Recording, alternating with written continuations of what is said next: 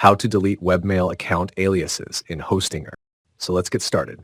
Once you log into your Hostinger account, this is the dashboard you will see.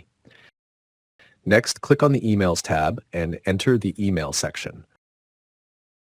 Next, click the Mailboxes button associated with your domain. To delete webmail account alias, we need to click this Email Alias tab. And in the right side of the page, you will be seeing all the webmail aliases created in Hostinger account.